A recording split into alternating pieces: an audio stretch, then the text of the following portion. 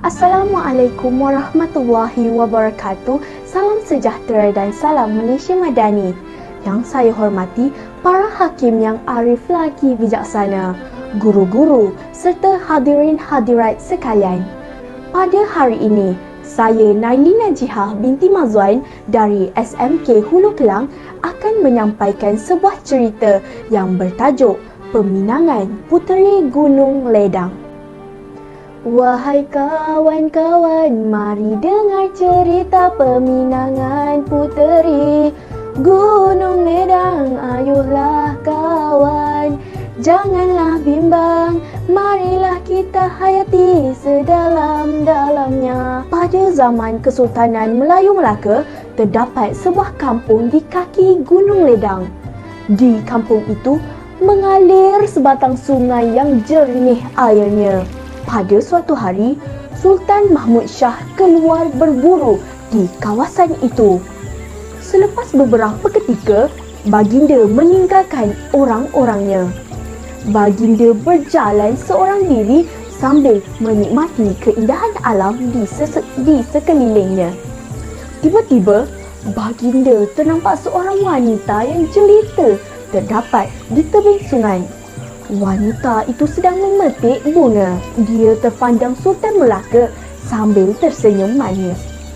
Sultan terpesona dengan senyuman itu dan bergegas berlari ke tebing sungai.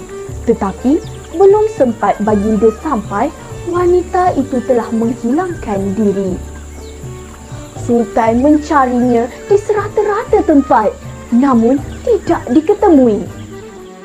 Malam itu, baginda tidak dapat tidur lena kerana asyik terkenangkan wanita itu. Sultan Mahmud memilih dalam memilih pasangan baginda sehingga mahukan isteri dari golongan yang tidak pernah diperisterikan oleh keturunan diraja yang lain. Keesokannya, baginda memanggil para pembesar masuk menghadap. Sekalian, pembesar datang menghadap dan baginda menerangkan tujuan tersebut dan memberitahu apa yang baginda lihat di tebing sungai semalam. Terkejutlah para pembesar baginda apabila mendengar kata-kata itu. Namun, masing-masing hanya berdiam diri kerana tidak berani menegur kehendak Sultan Mahmud. Malahan, Datuk Bendahara juga tidak berani bersuara apa-apa.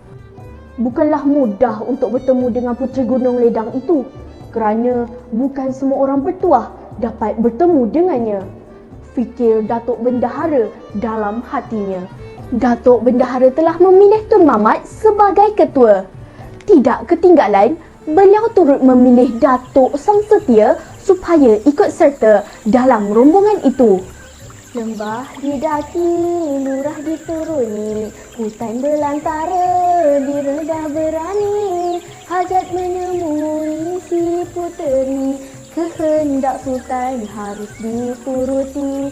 Siang dan malam silih berganti, lautan luas turut direnangi, niat suci cuba dijalani, menemui puteri dihajati. Perjalanan mendaki gunung itu amatlah rumit. Jauhnya bukan kepalang. Perjalanannya pula bukan mudah untuk ditempuhi. Mereka terpaksa merendah rimba belantara, menyeberangi sungai, mendaki bukit dan menuruni lurah. Akhirnya, mereka tiba di sebuah perkampungan yang berhampiran dengan Gunung Ledang itu. Tercengahlah orang kampung apabila mengetahui bahawa rombongan itu adalah utusan daripada Sultan Melaka yang datang untuk meminang puteri Gunung Ledang. Namun, tiada seorang pun daripada kalangan orang kampung yang berkesanggupan untuk menolong mereka. Bukan kami tidak mahu membantu kalian, tapi kami sendiri pun tidak mengetahui di manakah sebenarnya tempat tinggal Puteri Gunung Ledang di atas gunung itu, ujar penduduk kampung. Puteri Gunung Ledang mungkin seorang puteri bunian. Sebab itulah tiada sesiapa pun tahu tempat tinggal beliau, sampuk yang lain pula. Pergilah Tun Mamat bersama-sama dengan yang lain untuk mencari Puteri Gunung Ledang. Biarlah hamba dan Datuk Sang Setia menunggu di kaki gunung ini sahaja, kata Laksmana Hang Tuah. Tun Mamat patuh kepada arahan Laksmana Hang Tuah.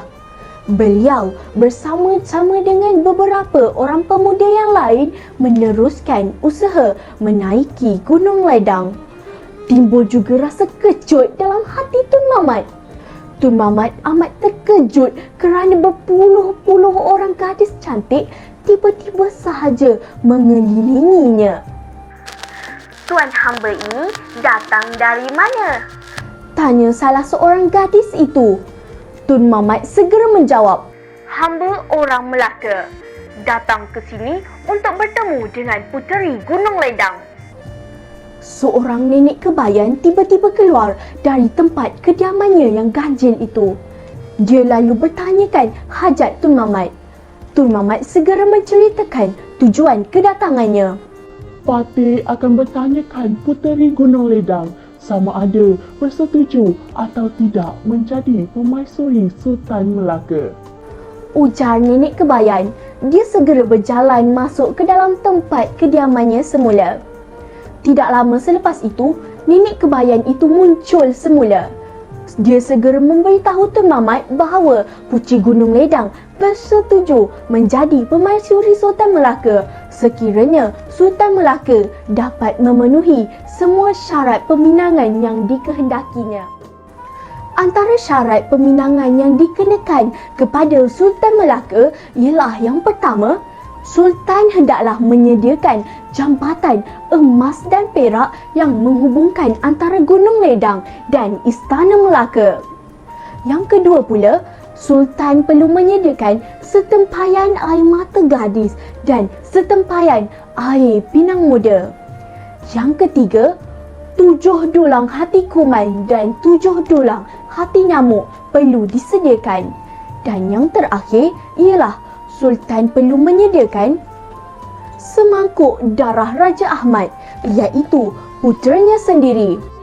Setibanya di istana, Tun Mamat segera menceritakan kepada Sultan tentang syarat-syarat peminangan itu. Namun, alangkah sedih dan terkejutnya Tun Mamat kerana baginda Sultan masih tetap meneruskan hajatnya. Lalu menangislah para gadis bersama-sama untuk mendapatkan setempayan air mata.